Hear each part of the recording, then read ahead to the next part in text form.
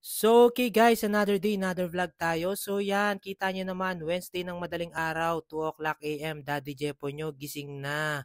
Kasi nga ay may special service tayo ngayon ng tricycle. So kita nyo naman, Daddy Jepo nyo, sinuot na agad yung kanyang getup. Ayan, at eto syempre, pipray muna tayo guys para guide tayo ni Lord. At eto na nga, nandito na tayo sa susunduin natin. Yan, si Sir. Ihahatid ko lang naman siya dito sa malapit sa terminal sa amin kasi nga daw maaga yung alis niya. So eto, nandito na kami. Thank you sir. Ingat po.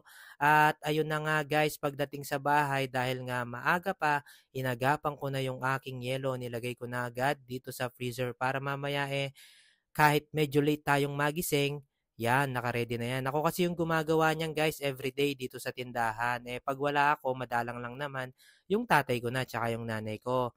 At ayun, and after nga nito guys, eto, inayos ko na rin yung yung mga soft drinks, yan, naglagay na rin ako sa sa freezer, yan, nililipat ko na dito sa freezer yung napalamig ng chiller. At eto, mag-a-add na rin ako dito sa chiller para todo yung benta natin mamaya pag pag may sikat na ng araw pagbukas namin. So mamaya niyang 5:30 yung nanay ko na lang muna yung gigising ng maaga, yung Daddy Jepo nyo, papahinga pa ng konti para madagdagan yung tulog natin. So yan guys, kita nyo naman Daddy Jepo nyo, napakaagap, di ba? Kasi gusto ko talaga yung kada oras na umaandar yung mga ref at saka freezer, napaka-productive nila para hindi sayang yung kuryente guys. Yan, so papanik na ako dito guys, tutulog muna ako at ayun, fast break tayo, boom, kising na kami ng anak ko, yan.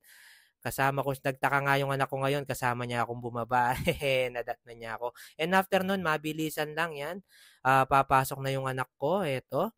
So yan, nandito na kami sa school, yan, yung anak ko medyo parang bagong gising pa, bagong gupit. At ayun, sumegway na rin pala ako ng tinda nating siomay at saka siopaw guys, kasi tagal na nating walang stock.